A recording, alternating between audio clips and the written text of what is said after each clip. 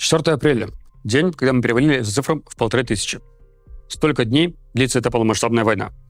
Еще в январе эта война превысила по своей длительности Великую Отечественную войну. И, к сожалению, пока даже хотя бы какая-то пауза на горизонте не маячит. Что ж, давайте расскажу вам последние новости с фронта, а также подведу некие итоги месяца и первого квартала 2026 года. Группировка войск «Север» куда-то разогналась со своими заявлениями. И мало того, что она заявила захват Ковшаровки и Новоосиново на Купецком направлении, тем самым как будто бы закончив зачистку украинского плацдарма к востоку от реки Оскол, так она еще заявила об окончательном захвате Луганской области. По устоявшейся российской традиции, Минобороны заявляет повторно то, что ранее уже заявлялось. В июле 2022 года уже объявлялось, что Луганская область полностью захвачена. А вот в октябре прошлого года Путин говорил, что осталось захватить буквально 0,13%. В Луганской области все еще есть участок местности, остающийся под контролем украинских сил. И там не только леса и поля. Там есть и села, такие как Надия и Новоегоровка. При этом активных боевых действий в этом районе не отмечается уже очень давно. Так что это заявление российского военного ведомства как гром среди ясного неба. Какой-то такой антикриз. Одним из главных направлений остается Славянско-Краматорское, особенно его восточный фланг. Западные военные аналитики Майкл Кофман и Роб Ли в своем подкасте рассказывают, как они недавно вернулись с очередной своей поездки в Украину. И вот что их неприятно удивило, так это Краматорский участок фронта, где украинские силы и оборона оказались не так сильны, как могли бы быть. Они считают, что если ситуация останется такой же, как сейчас, то к маю-июню российские силы смогут подойти на достаточно близкое расстояние, чтобы доставать до окраин Краматорска с помощью FPV-дронов. И вот тогда они могут попытаться установить огневой контроль над дорогами города, что повлияет как на логистику ВСУ, так и на жизнь остающегося мирного населения в городе. Учитывая, что в рамках Славянско-Краматорского направления двигается пока только один фланг, восточный, это несколько влияет на российские планы. Имеется в виду, что со стороны Северска российские войска действительно продвигаются все ближе к Славянско-Краматорской городской агломерации. А вот с севера, где Лиманское направление, и с юга, где Константиновка и Дружковка, прогресса уже долгое время нету. Поэтому хоть план по окружению этих городов казался наиболее логичным, он становится все более трудновыполнимым. Поэтому российские военные могут попытаться все же атаковать город напрямую. В первую очередь имеется в виду Краматорск. Но опять же, это не в смысле Бахмут-2, не в смысле какой-то массовой операции с колоннами войск, а в смысле скорее Покровск-2 или Константиновка-2. То есть медленно подойти к городу и начать потихоньку забрасывать в него малые группы штурмовой пехоты.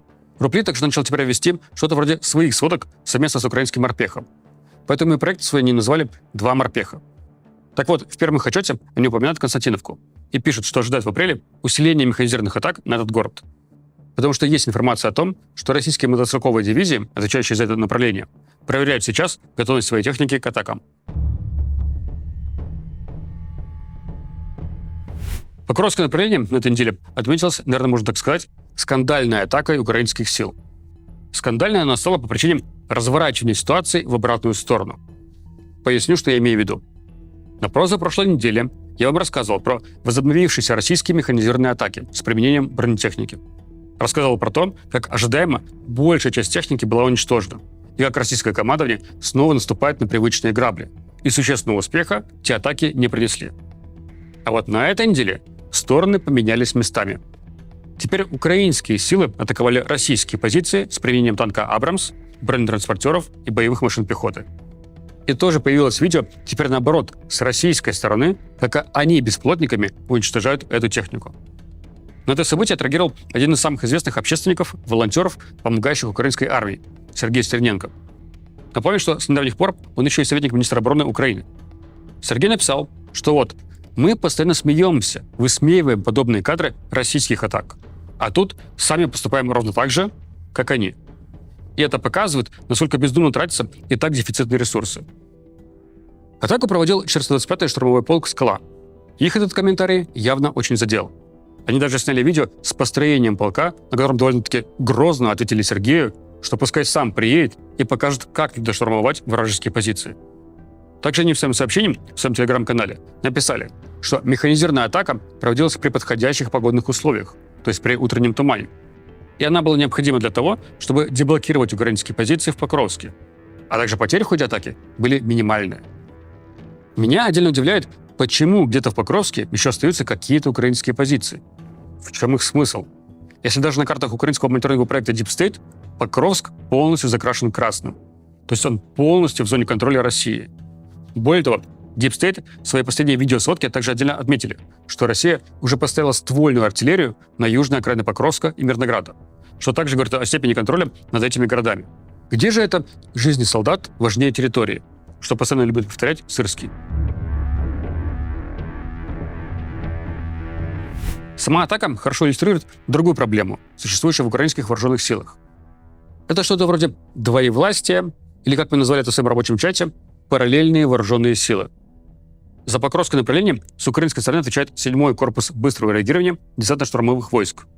И в целом корпусная реформа украинской армии должна была привести в том числе к тому, что фронт поделен между армейскими корпусами, каждый из которых отвечает за свою зону и определяет ход боевых действий в ней.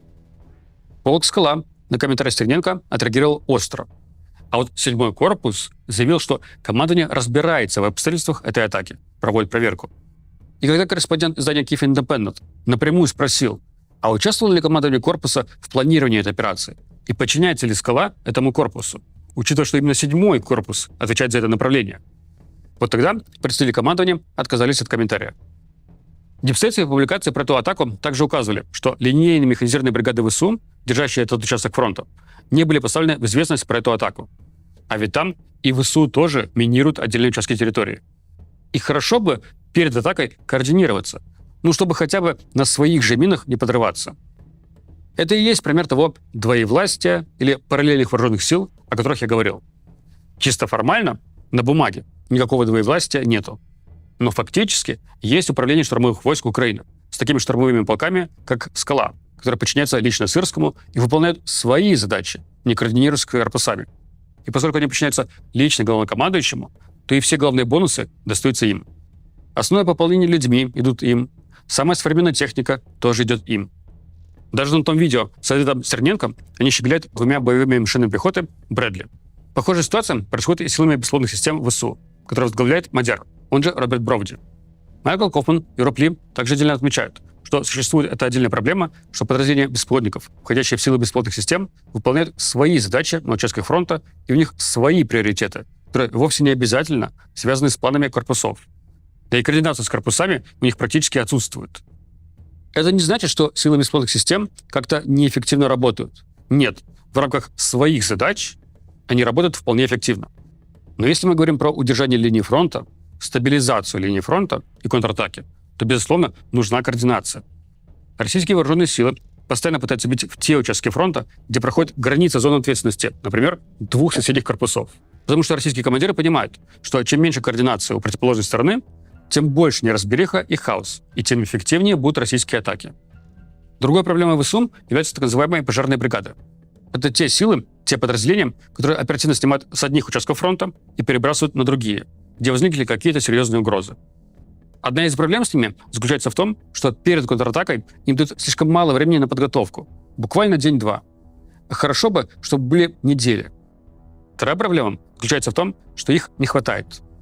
Сами украинские военные сравнивают эту ситуацию со слишком коротким одеялом, которое ты то подтягиваешь вверх, то вниз.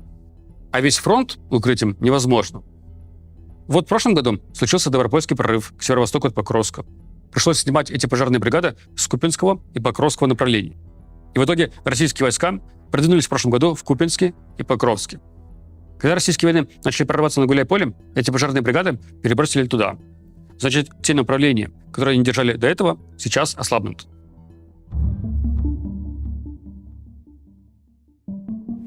Что касается в целом атак с применением бронетехники, то украинские вооруженные силы пробуют вернуть мобильность на поле боя. Например, украинская наступательная операция в Днепропетровской области идет с начала февраля очень медленно. И там атакуют в основном как раз пехотой. Группами по 3-4 пехотинца продвигаются от посадки к посадке, стараясь так продвигаться на 500-1000 метров в сутки. Это, с одной стороны, медленно. С другой стороны, за месяц такой операции украинские силы отбили обратно столько территории, сколько российские силы захватывали 3 месяца. Атаки с применением бронетехники по-прежнему возможны, и они потенциально могут быть эффективными. Но давайте представим себя военными на поле боя в современной войне. У вас есть бронетехника, но в воздухе много беспилотников, которые являются для вас серьезной угрозой. Как же быть? Если нормально координироваться с дроноводами, нормально ставить задачи, то можно сначала по максимуму выявить позиции операторов-беспилотников противника и бить по ним. Выявить антенны связи и Wi-Fi мосты. Выявить так называемые радары СКВП и уничтожать их. Если что, СКВП — это система контроля воздушного пространства. То есть это радары, с помощью которых российская армия выявляет в воздухе украинские беспилотники-разведчики. Так вот, если бить по этим объектам, а также постараться нарушить логистику в тылах, то можно подгадать момент, когда беспилотные силы противника на этом участке фронта максимально слабы.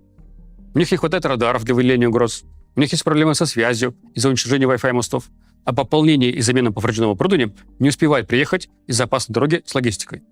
И вот тогда можно осуществить рывок, в том числе с применением бронетехники, которая может в том числе вынудить оставшихся операторов-беспилотников бежать. Потому что если дроноводы видят массу пехоты противника или бронетехнику уже где-то поблизости от себя, а не на подступах, то начинается хаос и паника. Они просто бегут. Поэтому да, бронетехника по-прежнему актуальна. Будет неверным говорить, что она устарела.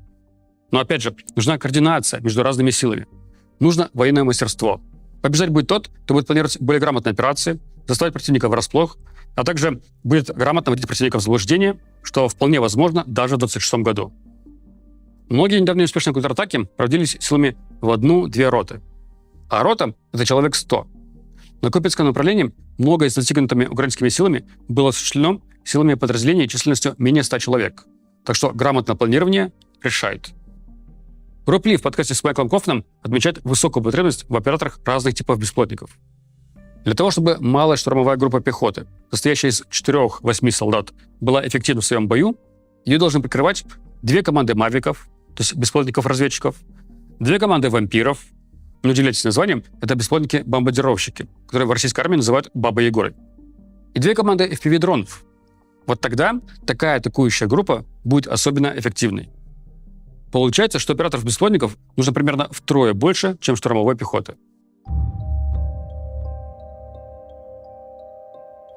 В целом, по динамике линии фронта в стратегическом масштабе можно сохранять осторожный оптимизм.